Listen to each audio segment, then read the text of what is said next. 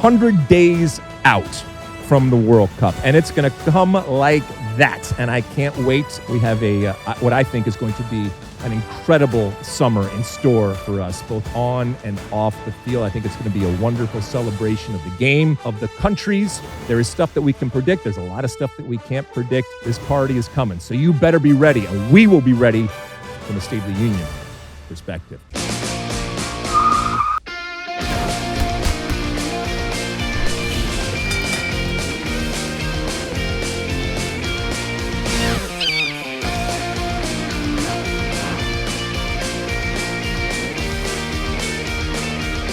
Hello, sunshine. We are 100 days from the World Cup. I am Alexi Lalas, and welcome to the State of the Union podcast, presented by Zillow. Someday starts today. As always, we will look at the beautiful game through the lens of red, white, and blue colored glasses. And on this episode, we're going to chat with U.S. men's national team legend Brian McBride. We're also going to say Tim Ream versus Banks. Who you got? U.S. projected starting 11, power rankings in terms of the top 10 teams in the world, and so much more. But first, join me as always, my friend, my colleague, my guiding lights, David Mosse, a soccer savant and a Fox Soccer researcher and writer extraordinaire. Mosse, how you doing, my friend?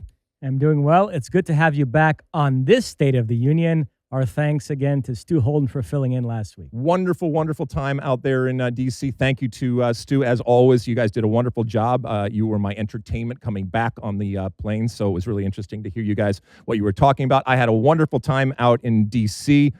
Saw my mother, which is awesome, but also had the privilege of going to the State of the Union. I think every American, regardless of your political party or affiliation, should get the chance to go to it. I think you have either a renewed or a new sense of appreciation and pride for the history and the ritual and all the stuff that goes on. So I had a really, really good time. Thank you to Darren LaHood out of the great state of Illinois for inviting me. And it was amazing. Everybody that I've ever seen in the political realm on television was there. And so it's not like, a award show or a Super Bowl or something like that. It is basically their Super Bowl. And you look at people and say, that person's taller than I thought. That person's, different than I thought. Anyway, wonderful, wonderful time. But we are 100 days out, my friend. Does it feel like we're 100 days out? It feels real. We're getting closer. We are barreling down the tracks. And so we said, well, let's do a big old 100 days out show. And we need a big old guest. And so none other than the great Brian McBride agreed to join us. And without further ado, let's talk to Brian. Okay, as promised, as I live and breathe, the American legend Brian McBride is with us here on the State of the Union out of Arlington Heights, Illinois. Let's see, a St. Louis Billiken, veteran of 3 World Cups, 98, 2002 and 2006, 96 caps for the red, white, and blue, 6th all-time on the scoring list, Hall of Fame in 2014, 17-year pro career, Milwaukee Rampage, I should stop after that, but no, Wolfsburg, Columbus Crew, Preston North End, Everton, Fulham, Chicago Fire, just goes on and on and on, even had a bar over there at Craven Cottage named after him, and now, currently the sporting director over there in Brooklyn FC, and by the way, the GM of U.S. Soccer from 2020 to 23. I hope I hit all of that, Brian. Welcome to the State of the Union. You look wonderful. I know you're having some time out there in Chicago with your family, even though you spent a lot of time over there in Brooklyn with your new job. We will get to that in a second. But look, 100 days out from not just a World Cup, my friend, but a home World Cup. And while you were a little young for the 94 World Cup, although we could have used a Brian McBride back there in 1994, you know how big this is going to be on and off the field. How are you feeling, my friend, as we steam towards this 2026 World Cup? Yeah, I'm excited. I think everybody should be excited, not just for, how the U.S. is looking, but also just the amount of fans that are going to be coming in and how this country is going to be soccer everywhere for a month. It'll be excellent for non-soccer fans, but especially for soccer fans themselves. Let me take you back a little bit to, let's say 90s Brian McBride. Although with your knowledge and your experience that you had, I mentioned your time at the United States Soccer Federation, so you were knee-deep in what is going on with this generation and this U.S. men's national team.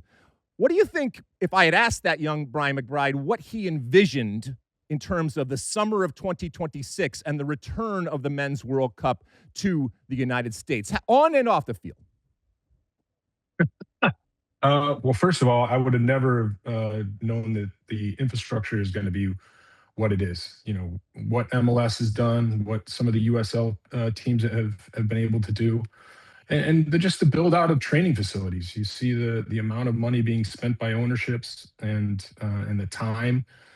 I'd add in, I think our coaches have gotten a much better education now.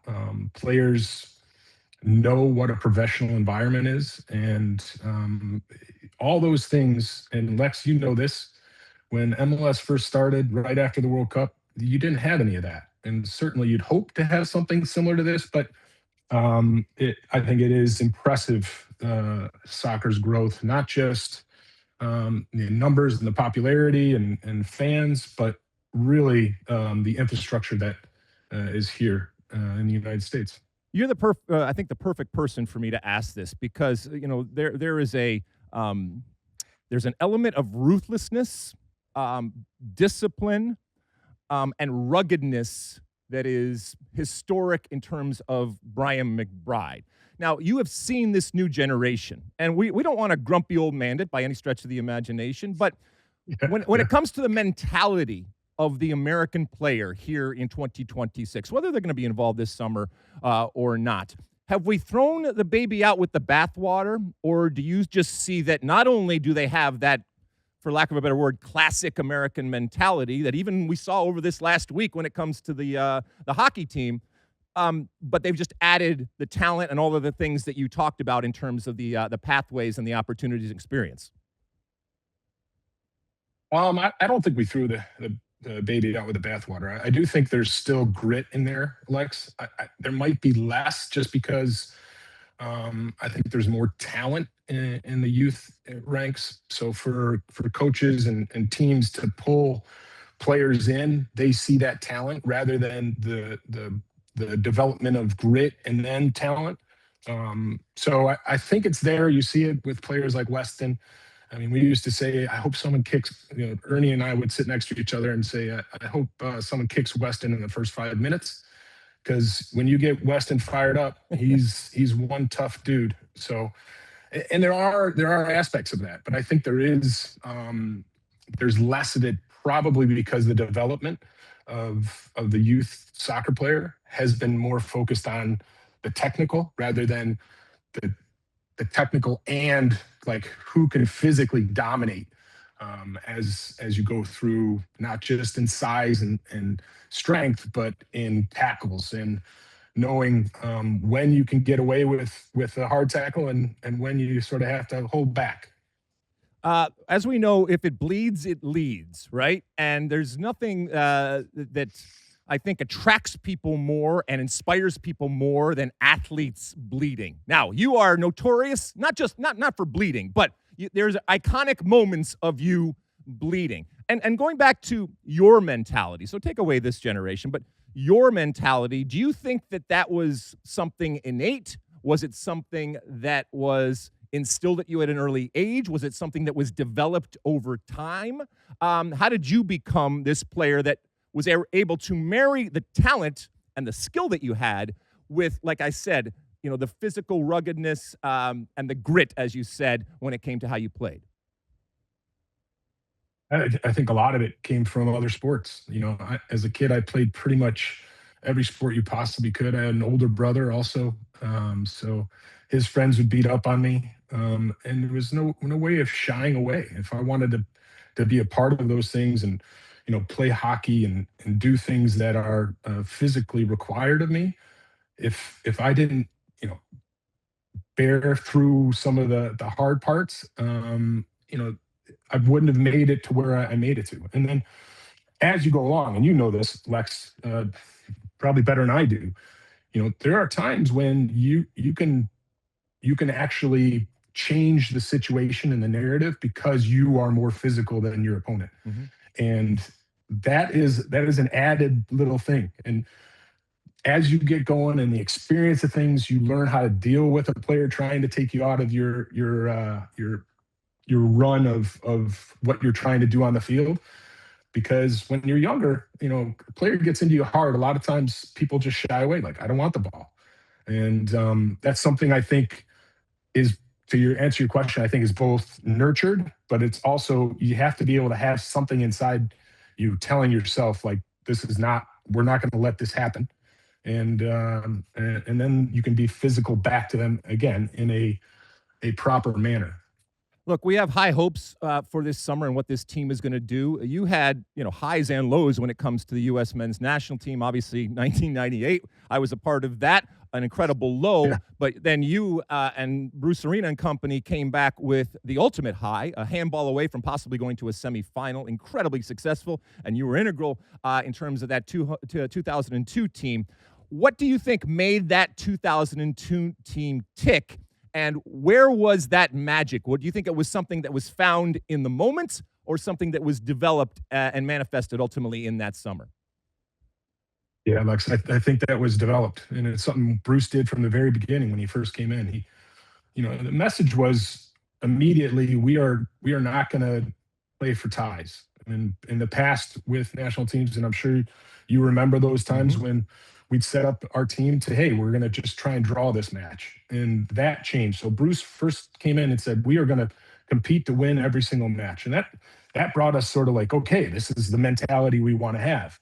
But I think the biggest part of it, Lex, was it was a family. And I think you guys had something similar to it in 94, where everybody that was a part of the group was focused on the same thing. There wasn't anybody that was, being pulled in a different direction. Like, here, I'm gonna go to my European team after this. So I want to make sure I show what I can do. It was very much, we're going to be able to achieve something big here by being together and being like a family. And it really was a special situation. One more question about the past and your time with the U.S. men's national team. I don't know if you ever heard this, but Daniela De Rossi, before the 2006 World Cup, was talking about Marcello Lippi's scouting report and describing you. And I'm just going to read this. They described to us for a good 30 to 60 seconds just about this player, McBride. Be wary of McBride. He jumps with his elbows raised. He's really tough. He'll try to elbow you out of the way, so you have to be ready for him. And then De Rossi added, well, I was a bit too ready for him. I actually want to talk about your prowess in the air because, you were wonderful with your feet, but I was amazed and awed at times with your ability in the air. And I'll say from a specific perspective, your ability to jump and hang for that extra millisecond above others, and then, as De Rossi was talking about, use your frame and your elbows to gain that advantage. I think it's arguably the greatest aerial talent that we have had in U.S. soccer history. Was that something that you developed over time? And is it, when I say that, does it resonate with you, that extra millisecond? I mean, I even on the field had to deal with that extra millisecond, and that extra millisecond is everything. Yeah, I think timing was a lot of it too, Lex, because I wasn't the tallest. I was 6 foot, and yeah, I could jump, and I do think I could hang a little bit longer. So I would come across guys, and this. Oh yeah, I'm not someone that's going to back up a big guy and then out jump him just from the standing. I'd have to time it and come across. And I do want to say this, that it's a misconception that I used to throw with my bows. I had to go up like this. Yep. Why do you think my face has been reconstructed twice and broke a third time, even though there are titanium plates in there? So I didn't really protect myself that much. But again, if I did start jumping and then getting my elbows out, I couldn't get as high. And so that takes away from, one of the things that I had over defenders. All right, let's but I will. Oh, go ahead. I will say this though. Yep. So Cannavaro, he's a shorter guy, and of course he was a player of the World Cup. First goal kick, he came right through the back of me, knee in the back. He knew he wasn't going to win it, and I got down. I looked back up at him. I'm like, oh, okay. Next time, I told our keeper, put it right on top of Cannavaro, and I lit him up. He never came through me again. Those are the things I was talking about. Like you learn as you get older. You take your chances where you have a little bit of availability to win and win the ball, but also you can put something on the player. Let's spin it ahead a little bit, and let's talk expectations. Even back in 2006, U.S. team was ranked 4th in FIFA, and we know rankings are what they are, but it doesn't always pan out. And when you extrapolate it out, it doesn't always work out like that. When we're going into this summer Sure. with this team, and we've talked about this generation and all of the opportunities and pathways and resources that been put into them, I feel that it's fair for us to have heightened expectations. What are your expectations, and what are fair expectations relative to this team in, again, not just a World Cup, but a home World Cup, especially with all the stuff that we've talked about? This generation, more than any generation, has been given everything and anything. Yeah, I mean, it's funny because when you talk about a generation and knowing what they're getting, I don't think anyone knew what any of our generations were getting because it keeps improving, which is great. We want that. Um, but our expectations, yeah, I think they can be higher. You know, in the last World Cup, we didn't have a ton of experience in what we had very few players that had World Cup experience. Um, and I think that's a big thing. Being there and having experienced what it's like outside of the field and being able to then marry that with what's inside the field and what the talent has and what you're doing. I think that is a very important thing to have as experience. And then you put the experience side of players, and the players are playing in top leagues. The one concern I have, Lex, is that, and this because you've been on teams where there's been changes throughout the qualifying side of it. We didn't have to qualify, so you didn't necessarily get those games where you had to pull out the win when you're not playing well or doing things that you're not used to. And then we've also had a lot of interchange, and I think that's the one concern I have is it's not a clear group of players that have played together over time. But that doesn't necessarily mean it's a bad thing in the end if they all can stay focused and come together and play, because the team's very talented. All right, some specific predictions, I guess, or wants, if you will, from the great Brian McBride. I would think that the incumbent right now up top is Flo Balogun, but who would you want to start up top in that first game, just a couple miles away here in Los Angeles against Paraguay? Yeah, I would start Flo, especially the way he's playing this year. And I think form is a big thing. And if you're playing and you're on form, you have just that flow on the field. You're not necessarily thinking, "Oh, should I make that run?" It's just it's a general thing that you get, and and you see the area to run in. You see a weak part of the other opponent, and I just think he's got more of what we need than say Ricardo Pepi. Pepi is a great goal scorer, and his movement is really good. I think the fact that he's been playing at a higher level, I think that and also it may hurt him that he comes off the bench and scores goals. Yeah. And so as a coach, you see that and you're like, oh, wait a second, I can keep this as sort of a secret weapon. But yeah, for me, it'd be Flo. Were you disappointed that the Pepe move didn't happen to Fulham now? Who knows? It might happen in the summer, but were you disappointed? Yeah, I think it'd be a good spot for him. I really do. I know the club, the people there are amazing. The way Fulham plays, you don't ask a lot of your center forward. Hold the ball up every once in a while. Definitely, if you can run in behind, that'd be very helpful because teams tend to play a higher line against Fulham because sometimes we didn't have that pace. I think we're getting a little bit more of that turning the players around, and I think Ricardo can do that. He's a willing runner, and he's a great finisher. I mean, we have some usual suspects, and we've kind of seen this generation grow, and they certainly will be playing this summer. But we also know that World Cups, they tend to introduce people to the world. You're talking to one right now. Is there anybody that you're looking at that maybe is under the radar, not that we don't know about necessarily, but under the radar that you think come this summer and that platform could really shine? It's a good question, Lex. You know, it's odd for me to say it, but I think because of the scouting, there's not going to be like a league that sees a player that is part of the U.S. team, has a great tournament, and doesn't necessarily already know that player because of the scouting and the depth of everything. Mm-hmm. But for fans, yeah, there might be. I think there's still some interesting areas how much influence Chris Richards is going to have on the team. He's got such a great attitude and a really good soccer player. If he has a strong World Cup and the U.S. do well, I could see that sort of opening the eyes to fans moving forward.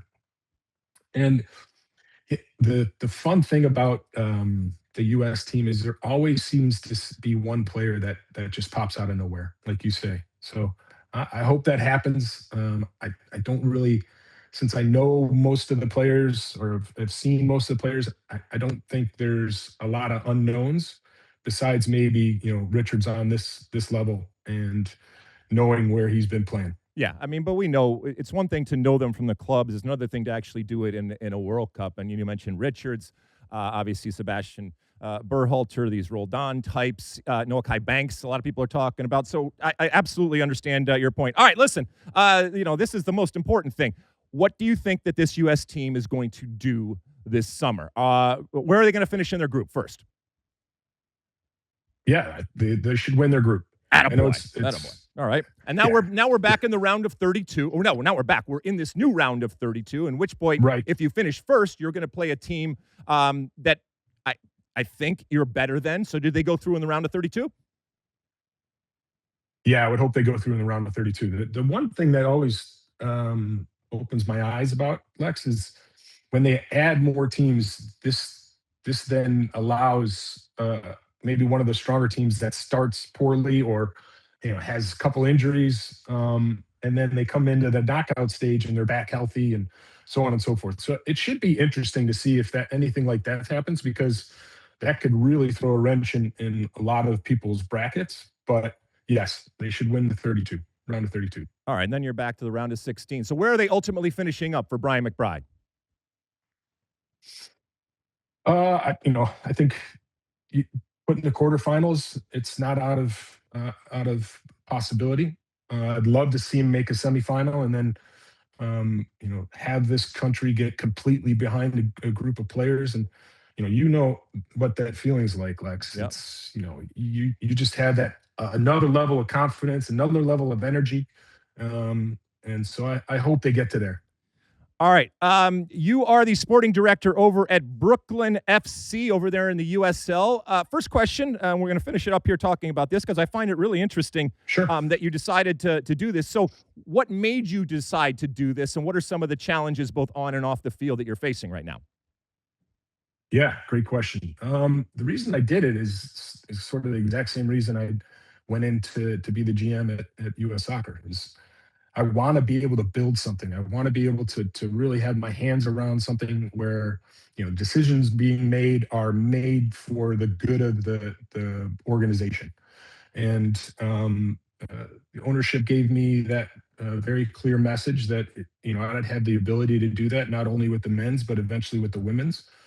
And just as I'm building out the men's side, I've thoroughly enjoyed the process. I think we have a really high performing staff, which has turned into a lot of interesting players joining us, and really very dynamic a group of players that I think will of course it's going to be a tough. We're just starting out, but I think we're gonna surprise a lot of people. Any in particular player you want to mention here? It'd be bad for me to just mention one player, Lex. Can't do that. But I'm really happy with our head coach, Marlon LeBlanc. And yeah, there's been some strong performances individually, but more so just understanding how we want to play and executing on the field, the players have been excellent. All right, more big picture when it comes to USL, doing some interesting things when it comes to promotion relegation. How do you think that ultimately is going to play in the American market? And do you think that that is the right way to go? Yeah, those are the ultimate questions, as always, right? As an American soccer fan, I think what it told me when they did it, Lex, was that the ownership group, they're serious. They're not afraid about being relegated. They're not afraid of the challenges that are in place with relegation and promotion, for that matter, too. And that embracing philosophy, I thought, was showed a lot of courage from the ownership.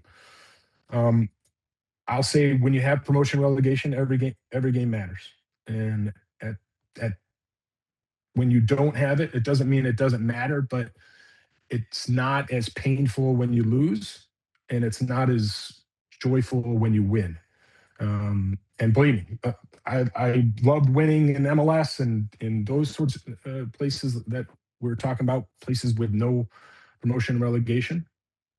It just takes up the ability to focus every single play and every single minute and the importance of it, to have that promotion relegation.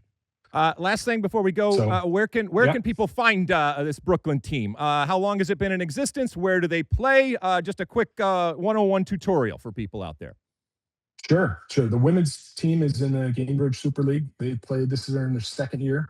I joined in October and started the process of building out the men's team. It'll be our first season, and starts March 8th. We're at Maimonides Park in Coney Island. So we'd love to see everybody come out and support both the men and the women. The women play on the 7th, but they've already started their second half of their season. So we're excited to get this going. Well, I can see you got some swag, too, so you got to send me some of that Brooklyn swag. That's what I'm talking about here. Give me a hat or a sweatshirt or something like that. Listen, Brian, I wish we can do that. Yeah, thank you. Appreciate it. I wish you all the luck in the world, my friend, on this new venture. It's so much fun to speak to you because of all of the knowledge, all of the history, all of the experience that you bring as an American soccer legend. Like I said, I wish you luck. Thank you for coming on the State of the Union. Onward and upward. And from Brian McBride's mouth to the soccer god's ears, let's go semifinal, people, this summer. Thanks for having me, Lex. Always great to talk to you. All right, again, thank you so much to Brian McBride. We wish him well with the team in Brooklyn, and I know he will be one of the biggest fans when it comes to this U.S. team and this World Cup this summer. Yes, Mosse? You and Brian McBride were like two ships passing in the night here at Fox. McBride worked with us for a couple of years, then he left, and shortly thereafter, we hired you more or less to fill that void.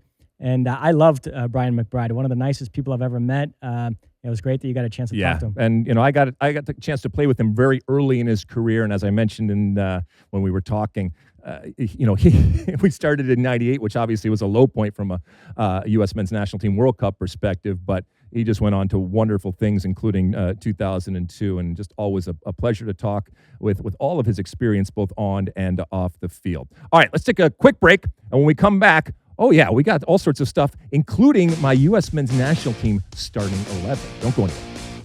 Okay, welcome back. All sorts of doings when it comes to U.S. players abroad. Mosse, where do you want to start? We're going to begin with a wild one in Serie A.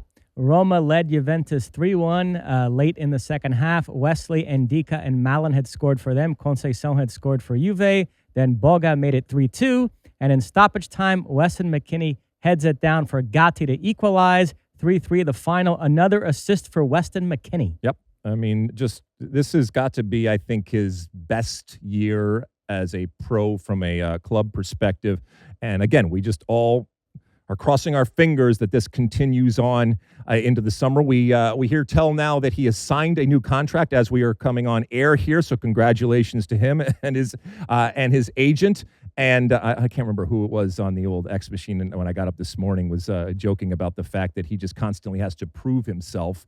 And inevitably, as this goes forward, Juve, there will be a new coach, and he will have to prove himself to him going forward. But he is constantly done that. And so well-deserved in terms of what he is doing right now, and he continues to just be the man on the field. AC Milan, 2-0 away win over Cremonese. Pavlovic and Leon with late goals. Pulisic started, was subbed out in the second half. 0 goals and 0 assists this calendar year. Are you worried about Christian Pulisic? And again, we're juxtaposing this with what's arguably his greatest, I guess, first half of a season. And, the winter came and the turning of the corner and some injuries and all that kind of stuff. So are you worried about Christian Pulisic and what Christian Pulisic is going to show up this summer? No, he's still getting in good positions. He's just been wasteful of late, but I think when he represents the U.S. this summer, he'll be able to flip that switch again. Okay. All right. From your lips to the soccer god's ears and then into Christian's feet. Incidentally, Yunus Musa has more goals in 26 than Christian Pulisic because he got one this past week and a consolation goal for Atalanta in their 2-1 away defeat to Sassuolo. But you think the U.S. men's national team ship has sailed when it comes to Yunus do. Musa. We've been kind of down on him and disappointed that it hasn't gone the way a lot of us felt it would go. But who knows? You never know. You start just planting some seeds out there, and Mauricio Pochettino could do interesting things, especially for a player. It's not like he's not known. You know exactly who he is. I think this also applies to Gio Reyna, by the way, in that while from the outside we were looking at these plays and say they have absolutely no chance, I do think that Pochettino is going to do some things that have us scratching his head. He wouldn't be Poch if he didn't do that. Gio at least had that terrific November window. Musa doesn't even have that under Pochettino, so I think he's very much on the outside looking in. We also had a terrific one in France this past weekend. Marseille beat Lyon 3-2. For Marseille, Aubameyang scored twice. Igor Paixão got the other. For Lyon, it was Tolisso and Imbert Endrick assisting both those goals. Timmy Weah started for Marseille. Tanner Tessman started for Lyon. A lot of people, when I ask about starting 11s, and as I said, I'll give you a version of what I think is going to happen this summer. A lot of people have Tessman in that starting 11 in that midfield. And we've talked so much about Weah over the last, since the last World Cup. But I just think it's going to be, this musical chairs, that music's going to stop. And I just don't think right now Weah is going to have a position in the starting 11. It's on the team, I think. But in the starting 11, especially if Poch starts to change around that formation as we've seen recently. On the center forward front, I'm going to lump these two together. Okay. Monaco beat Angers 2-0. Balogun got one of the goals, his 12th in all competitions this season. Meanwhile, in the English Championship, Coventry beat Stoke 2-1. Haji Wright with one of the goals, his 16th in all competitions. Coventry, the runaway leaders in the championship. So you've got Balogun and Haji Wright scoring goals. Ajiman as well. Pepe healthy again. You might recall 100 days out from the last World Cup, center forward was considered the big question mark. We were trying to talk ourselves into Jesus Ferreira as the starter. Much different situation this time around. Yeah, I mean, if you heard Brian McBride talk about form, and I know at times I say form is fallacy, and it absolutely is, but Brian McBride was adamant that, especially when it comes to goal scorers, and maybe in particular to goal scorers, being in form, which from a goal scoring perspective means putting the ball in the back of the net, I think, and I don't want to put words in his mouth, but the way I heard him answering that question was, that is everything. And we've seen time and time again over history, when it comes to, I don't know, the Edson Buttles or the,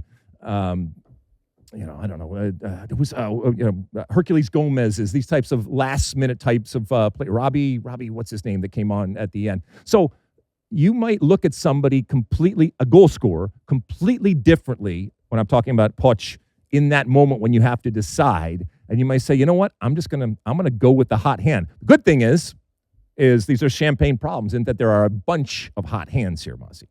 Some concern for Alex Freeman. He was an unused sub for Villarreal in their 4-1 away defeat to Barcelona. He's only played a total of 31 minutes since joining Villarreal. We talked about how the MLS guys had this dilemma in January. If you get a good offer, you want to take it, but a move right before the World Cup can be risky. Guys like Luna and Berhalter stayed put in MLS. Freeman went. Are you worried at all the lack of playing time could hurt his form? Well, the problem for Alex Freeman is that Javier Aguirre is not his coach. And therefore, just landing over there does not automatically make him a member of the team. Now, I'm not worried about him, and I do think that there is obviously a betting in type of process for any player, including a young player, especially a young player maybe from MLS. So they would not have signed him if they didn't believe that he was talented, and I don't think that they've now kicked the tires and said, "Oof, this is not what we thought we were getting." But yeah, it's not ideal for a player who I do think has aspirations and I think has a legitimate argument for a lot of people in terms of being put there in that starting 11. Lamine Yamal bagged a hat trick in this match at 18 years, 230 days. He is the youngest player to score a La Liga hat trick this century. If you're wondering about Messi, his first hat trick came at the age of 19 against Real Madrid in 2007. Messi and Yamal will go head-to-head on our air March 27th, Spain facing Argentina in the Finalissima. That match currently scheduled for Lusail Stadium in Qatar, site of the 22 World Cup final. There's some question about that because of the happenings in the Middle East right now. I know you're going to touch on that in the Ask Alexi segment, but wherever this game takes place, Spain, Argentina, Messi, Yamal, very tasty. Yeah, very tasty, and I'm not worried about Lamine Yamal. We were talking about worrying about Christian Pulisic and others like that. Lamine Yamal, again, I think we have long since put his age behind us. And maybe that's not even fair to him because it should be part of the conversation given what he's doing, the consistency in which he's doing it, the level in which he is doing it, despite his age. But it's just an amazing thing to see. And this matchup, like you say, you got to lick your chops. And Messi's still doing it. 2 more goals this past weekend for Inter Miami Did you away see to Messi, Orlando City. After he scored the free kick? Messi is oftentimes portrayed as the reluctant star and the reluctant hero. But there is, I guess this is an Argentinian trait, there is a ruthlessness that lives underneath the surface. And that man is a stone-cold killer on the field in terms of what he does. But if you saw, he was obviously getting some crap, and that's fair game. But be careful. Don't poke him. Don't poke him because he will do what he does so well, score a goal. And then he turned and asked the sideline over there of Orlando if they wanted his autograph. It was just brutally beautiful. March 27 is a fun day for us. After the Finalissima, we have an England-Uruguay friendly from Wembley. 2 more goals for Harry Kane this past weekend in Bayern Munich's dramatic 3-2 away win over Dortmund. Bayern putting the Bundesliga to bed. They're 11 points clear now. Kane up to 30 Bundesliga goals. The next highest guy has 14. Remember, he won the Golden Boot at the 2018 World Cup. A lot of people think he could do it again in 26. No player has ever won the Golden Boot at 2 different World Cups. Yeah, people are asking me all sorts of questions about this summer, and inevitably they'll say who's winning the Golden Boot. And more often than not, because I like to kind of make different answers just so at some point I'm right, but it's been pretty consistent in terms of my answer that Harry Kane, given the group they are in, obviously given what a player he is, and as much as it pains me to say how good a team he plays for and the opportunities that he is going to get. So I think it's safe money when it comes to Harry Kane in terms of Golden Boot this summer. Remember, England and the U.S. played to a 0-0 draw in the group stage of the last World Cup. Walker Zimmerman and Tim Ream started at center back for the U.S. that day. They shut down Harry Kane. Ream still very much in the mix ahead of this World Cup. That takes us to our home team update presented by Zillow. Someday starts today. Let's talk a little center back here, and then this will lead into your projected starting lineup. I mentioned that Bayern beat Dortmund. Another match in the Bundesliga this past weekend, Augsburg 2-0 over Cologne. Noahkai Banks started, played well, even got an assist. The calls for him are growing, and the U.S. might have some competition there, by the way, because according to Banks, he's also been in contact with Germany. Meanwhile, on this side of the pond, Tim Ream struggled for Charlotte in their 3-0 defeat away to the Galaxy and MLS. Now, Banks is playing on the right side of a back 3 for Augsburg, so it's not really a like for like. Nevertheless, give me your overall thoughts on the U.S. center back situation, Banks, Ream, etc. Yeah, I mean, so the consternation when it comes to Tim Ream and his lack of pace, age, whatever you want to attribute it to, is nothing new. We have talked about this, and I think that there has been a completely fair worry and concern that it is going to, as it oftentimes does, manifest at the worst possible time, which would be this summer. If you are starting an older player who has never been incredibly fast, and I can certainly relate to that, but when you see, as we saw this weekend when it came to MLS, him getting done for speed, I think a lot of people are looking for problems when it comes to Tim Ream, because whoever ends up starting, even if Tim Ream is not starting, You can go back and find moments, I mean, Noahkai Banks a couple of weeks ago, letting a ball go through his legs. So there are plenty of things that you can point to that you can then use to extrapolate out and say, oh, he did this and this wasn't good, and therefore this summer it's going to be a problem. Speed is absolutely a concern when it comes to Tim Ream, but I think he, on the other side, makes up for it. And this isn't me downplaying Noahkai Banks, as I said before. While I don't think he's going to be a starter for this team, again, guy hasn't played a single minute yet, has a wonderful future.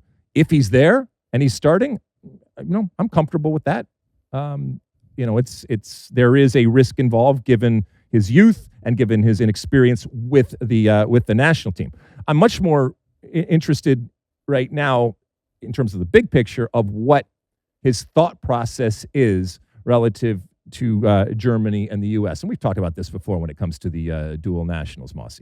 Here's the quote. It's a difficult decision regarding my nationality. I'm very torn. I'm in contact with both the USA and Germany and both national coaches. I hopefully have a long career ahead of me, so I want to think carefully and speak with my family. I don't want to make it dependent on a World Cup.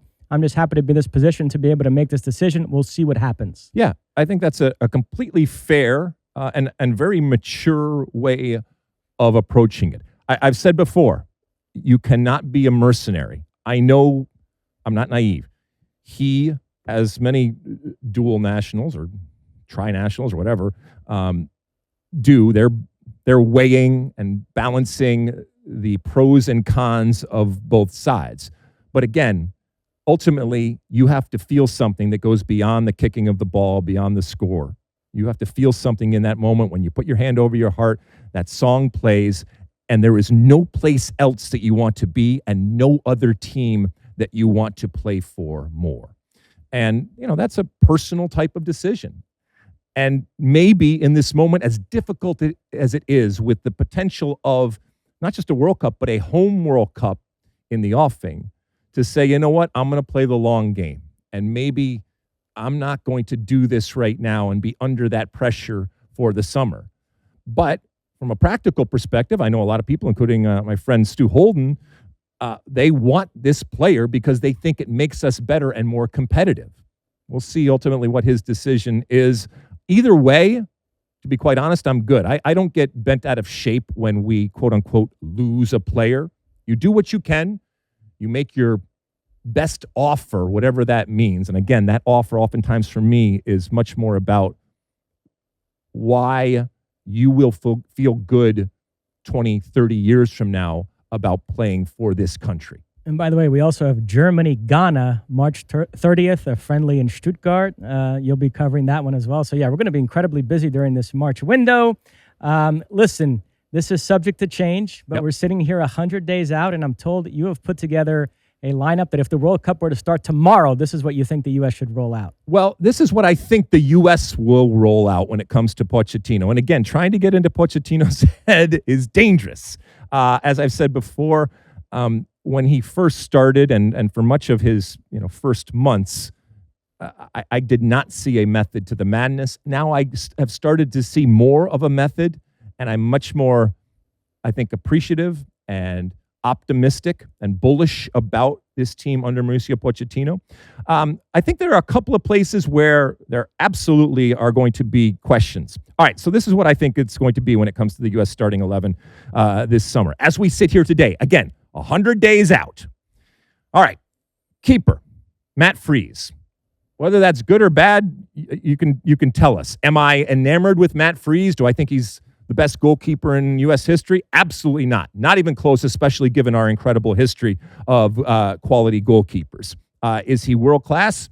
Yet to show me that he's world-class, but there's nobody else right now that has had the consistency, and there's nobody else, I think, that has the confidence of Mauricio Pochettino more than Matt Freese. Backline. Again, I'm just going to go with a 3 back here because that's what we've seen. We know it can be 4, but let's just go with a 3 here. Chris Richards, I think there is in pen, and rightfully so. We just talked about Tim Ream, and I think this is where a lot of the discussion comes from. I do have Tim Ream in my back 3, whether it's on that left-hand side, Mosse, as you mentioned, or in a more central type of distributing type of player in the middle. And then I have Miles Robinson. And there's a whole other slew of players out there that absolutely could go. And I think the differentiation between some of these players is minimal, but this is what it is. The only question would be whether Noahkai Banks is on the team and then as on the team slots in here, I think, for a lot of people. But I think that this is what Pochettino is going to go for. On either side, I'm going to have the speedsters and pushed up higher than maybe we have seen them in the past when it comes to Serginho Dest on the right and Jedi Robinson on the left. Tyler Adams and Weston McKennie in the midfield, although Weston McKennie, especially given the way he has evolved, will kind of have carte blanche and really will kind of interchange with one of the folks up in the top three. And my top three are Christian Pulisic, Malik Tillman, and Flo Balogun in that striker position. Again, Christian Pulisic starting on the left, but he can go anywhere. Malik Tillman kind of central, but can go different places as long as he stays out of the way of Dest on that right-hand side and can interchange with a Weston McKennie, who I know likes to drift in late, but also just likes to maraud. And I want to give him the opportunity to maraud. And again, the incumbent up top was Flo Balogun. Questions, comments, concerns when it comes to this, Mosse? I have doubts about Ream. I would probably give Noahkai Banks a look in March. And then I do think it's trending towards Weston McKennie being one of those two underneath the striker where you had Tillman and a Tessman or a Christian Roldan starting alongside Tyler Adams in the midfield. Got it. And listen, I hope, given all of the fire around Noahkai Banks, that Pochettino calls him in so we can see. But if he doesn't, he obviously is saying, all right, this is for this World Cup, it's just not going to happen here, which is okay. But I kind of want to see Noahkai Banks get called in, and more importantly, I want to see him on the field and what he looks like. I mean, if he does come in, this is a hell of a lot of pressure on a player for this particular window against some very, very good competition to show up big and prove that he deserves to, one, be on the team, and then for a lot of people to actually be on the field. The pod I did with Stu on Wednesday was on the heels of Johnny Cardoso scoring a nice goal for Atletico Madrid against Club Brugge in the Champions League. Stu was very high on Johnny, thinks he absolutely deserves a call in March, and was still talking about him as a potential starter at the World Cup. You're not on that page at all, right? Goal? Stu Holden. All right, what's Stu? We often disagree. I don't know. I think Johnny's another one where you know what he is. You know the player that he is. So either you like him or you don't. I'm talking about Pochettino. I don't think he's fundamentally changed as a player. So if he was good enough before, is he still good enough now? But he's not a different type of player. Anything else, Mosse? That is it. All right, take another quick break. We come back. Got some AskAlexi. Okay, welcome back. It's time for AskAlexi, that part of the show where you send in your comments, questions, and concerns. Keep in mind that our handle out there on all the old social media platforms is SOTU with Alexi. You can use that hashtag AskAlexi, or you can call into our State of the Union podcast hotline, which is 657-549-2297. That's 657-549-2297. Mosse, what do the folks want to know today? First up on X, at Pivo Sports asks, will Italy fail to qualify again? A reminder, Italy will host Northern Ireland in Bergamo, and then the other semifinal in that path, Wales, Bosnia-Herzegovina in Cardiff, and then the Wales, Bosnia-Herzegovina winner will host the Italy, Northern Ireland winner for a ticket to the World Cup. Wales, Bosnia-Herzegovina is live on FS1, and then we're also showing a final that we're not sure which one yet. It could potentially be the Italy game if they're in it. Also a reminder that Italy hasn't qualified for the last couple of World Cups, although they do have a European Championships, pushed in there in the middle. But I think everybody would agree, including the Italians, that it is not a great time for their national team. And this is absolutely not assured. You just mentioned who they're up against, especially when it comes to playing away and doing that. I do think that if they find a way back, there is some magic, even for a team as storied as Italy, of squeezing in kind of at the last moment and catching fire. And Italy certainly can catch fire. By the way, if Italy were to come through, and a lot of people are predicting that they do come through, they would play their first game in Canada, in Toronto, against our friends Canada. So that would be interesting. A lot of people are asking me, who's going to win the Golden Glove, the best goalkeeper? If Italy were to go there, and not a great Italian team, you need a good goalkeeper, and they certainly have one in Donnarumma. So that would be a good bet. So my answer is, I think Italy gets it done, but I fully recognize that their history is dictating my confidence right now. And maybe that's a little bit more of heart over head. But again, this pathway is far from assured of Italy going through. And it wouldn't surprise me in the least to see a Wales, for example. I mean, geez, first I got to get past Northern Ireland. And remember, we're also going to find out in March the last team in the U.S. group. It'll be either Turkey, Romania, Slovakia, or Kosovo. So we'll have that to look forward to in March as well. We also have the Intercontinental Playoffs, which are on our air. You have Bolivia, Suriname. The winner of that faces Iraq. Wow. And then New Caledonia, Jamaica. The winner of that faces DR Congo. Now, those matches right now are scheduled to take place in Mexico, but there's some question because of this El Mencho Michigas, which I think leads into our next Ask Alexi nicely. 90-Day Real Housewife asks, what happens to Iran's national soccer team as it relates to their participation in World Cup 26? Will they be able to still come? Yeah, right now, a lot of different things in the world rearing its ugly head and affecting potentially the location of some of these World Cup qualifying matches and of Iran's involvement at the World Cup this summer.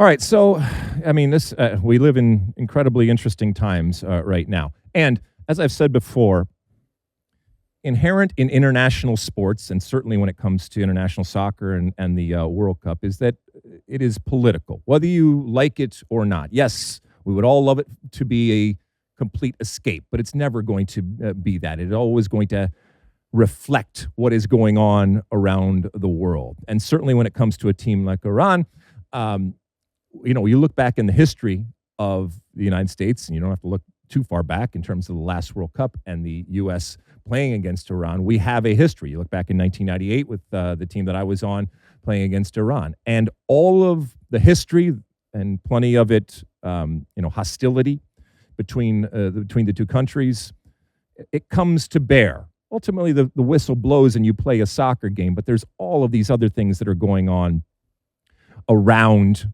all soccer games, including games that feature Iran. There certainly exists the possibility that the current Iranian leadership, as it is, given the days in which we are recording this, could certainly pull Iran out of a World Cup.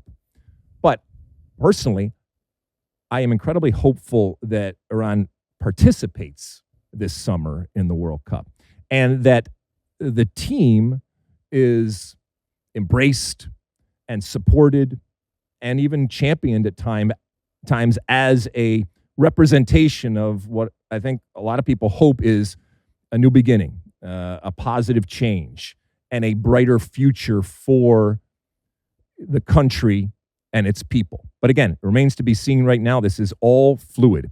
If Iran were to pull out of the World Cup, it's not unprecedented. Producer Sean and I were going through some different things. You go back to the 30s and teams like Austria and even before that, India and different teams, they have pulled out. I think in this instance, what people are thinking of is if Iran pulls out, who takes their automatic place? And I think maybe logically, you were just mentioning the Intercontinental Playoffs, which Iraq is going to be in. And I think what would logically happen is Iraq would take Iran's place in the World Cup, and then UAE would go and take the place of Iraq in the Intercontinental Playoffs. At least, I mean, again, from afar, I have no idea. We'll deal with that when it or if it happens going forward. But again, I think a lot of people would like to see Iran, given what is going on right now, come as a soccer team, and who knows, maybe look very, very different. Because if you remember that last World Cup, Mosse, when it came to the players, it was a really melancholy type of dynamic with those players and with that team, given, again, the situation that was continuing to fester with their country and the way things are going. So we'll see going forward ultimately what happens. But I don't have an answer. I'm not sure FIFA right now has an answer either. That is it. Anything else? All right, let's take another quick break. We come back. Oh, yeah. Power rankings time, baby. Okay, welcome back by the sight and sound of the van. You know it's the end of our show, and at the end of each and every show, I give you my one for the road. As promised, we got some power rankings. I am giving you my 100 days out power rankings of the teams that will be competing this summer in the World Cup. All right, we're going to go 10-1, and I'm going to come right in with a hot take. Number 10, oh yeah, you know them, you love them. Well, at least you know them. I love them. USA. And the reason for that is, I mean, it's not crazy to put USA here in the top 10. Again, on the FIFA rankings, the U.S. is at 15th at this point right now. But again, this is not just a World Cup. This is a home World Cup. And I think that is relative to the fact that they are going to find some magic being the host and playing in a home World Cup, more so than our friends to the North Canada and our friends to the South of Mexico. All right, the Germans at number 9. It's still Germany. You mentioned earlier this isn't the greatest German team, but Germany and Germans, they find a way in big moments to be big. And I think that they are going to be big here. Morocco, everybody's kind of darling over the past couple of cycles, both men's, women's, all ages, something in the water over there. I think that they will continue. So they come in at 8. Mosse, I oftentimes over the last few years have been much more bullish about your Brazilian team than you have been, although you've kind of come around a little bit of late. So I'm going to put them in at 7. Portugal, we're keeping an eye on Cristiano Ronaldo and a possible injury. So who knows if that plays into it. We've talked so much about the depth that Roberto Martinez has at his disposal for this Portuguese team, but also the dynamic he has to deal with Cristiano Ronaldo. I could have put England higher, but I'm going to put them at 5, and they should thank me because they don't want any pressure, because I do think that they will wilt and fold under pressure. So I'm just going to put them in at 5, but still, this is a very good England team, and as you've heard, it pains me to say that. Number 4, Argentina, only because while this is a great Argentina team, and obviously the defending champions hasn't been done in terms of repeating as champions since back in the 60s, and I think it's going to be very, very difficult for this Argentina to do. Number 3, everybody's darling, Colombia. Great team, and I do think that the South American teams will have an advantage playing in North America, in particular playing in the U.S., which we have seen before in terms of Copa Americas, and I just feel that they're comfortable, and maybe more so than other teams. So I think South America is going to have a big World Cup. And then, again, your usual suspects, your elite teams. You could interchange France and Spain, but I'm going to put France at 2nd and the aforementioned Spain coming in at number 1. This is my power rankings. You can have your own power rankings. Get your own power rankings. If you agree, you disagree, let us know. Tell us what you agree with. Tell us what you think I am absolutely absurd and crazy for thinking when it comes to the power rankings. Mosse. I like Colombia, but 3 is too high. Okay. I think they belong somewhere around where Morocco is, 7, 8, that range. And then I would put the Netherlands above the U.S. So if the U.S. were to play the Netherlands tomorrow and you had to bet your life on that one. In a home World Cup. Yeah, it can be in the United States. Yeah. You would bet on the U.S.? Yeah, in a home World Cup, yes. Yeah, so yeah, like to your point, teams that aren't there. Netherlands, Croatia, Senegal, Italy, who we talked about if they were to qualify, Uruguay, these types of teams. So I think that's where the discussion comes. But again, home World Cup, there is something magic that happens if you can hold on to it. And so this reflects that I think that they can. To bring this back full circle, you were at the State of the Union. The hockey team was there. They're getting a lot of mileage off this gold medal. Sure. And, you're thinking maybe that's rubbing off on you. You're hoping the U.S. soccer team can sort of be inspired by that. Yes, we've talked about the fact that I think that they can take note of what happened with this hockey team and kind of, again, harness and bring people in right now. Although it's amazing how the news cycle changes. Last week it was all about the hockey team and Epstein and Guthrie and all that craziness, and then something big happens in the world, and all of our focus and attention goes to that. All right, Mosse, anything before we go? Anything you're watching or anything you want to mention? A couple of quick things. Watched on Sunday night the finale of season 4 of Industry, which was very good. There's one more season to go. It's been announced season 5 will be the last one, and then you'll be able to binge it when it's completely done. Also, I've started the new season of F1 Drive to Survive, which It involves Will Buxton, who is now a Fox Sports colleague of ours. Did you see he's hosting a show on digital with Kevin Harvick? I believe it's called Speed. Aaron Schechter went down to Charlotte to help launch it. So, yeah, I get to watch Will Buxton on our air and then also on F1's Drive to Survive. Wow. That is, I didn't realize that. I have nothing, although a couple weeks ago I mentioned that I was digging through The Gales of November about the Edmund Fitzgerald, the wreck. And it's a very long book, but it's really, really good. I really, really am enjoying it. But I was struck by how many parallels there are to a crew, because they go to great lengths to describe the dynamic of a crew on a ship that works and lives together for months on end, and the dynamic between the captain and the crew and all that. And it's a lot like a team. It's a lot like a business in terms of the individual relationships that you have, the separation that's important, between, I guess it would be a coach and the players, and all the stuff that oftentimes we talk about on the State of the Union. But I'm really, really enjoying that book, like I said. Anything else? That is it. All right. Listen, as we said, 100 days out from the World Cup, and it's going to come like that. And I can't wait. We have what I think is going to be an incredible summer in store for us, both on and off the field. I think it's going to be a wonderful celebration of the game, of the country, of the countries. There is stuff that we can predict. There's a lot of stuff that we can't predict. But like I said, it's going to be here before we know it. It is an opportunity, and it is a responsibility. And I think one that, if I can speak for all of us, we are taking on. And when the final whistle blows many months from now, hopefully we are in a better place when it comes to soccer in the United States, in terms of the way that we look at ourselves and the way the rest of the world looks at us. But like I said, this party is coming, so you better be ready, and we will be ready from a State of the Union perspective. Keep downloading, keep reviewing, keep subscribing, keep rating, keep smashing left and right, double fisting up and down, subscribe, smash, smash, smash over there on the old YouTube channels and the Spotifys and the Apples and all the different things that you do out there. Let us know what you think. We love to hear from you. We'll talk to you again later this week. And until then, and as always, my friends, size the day.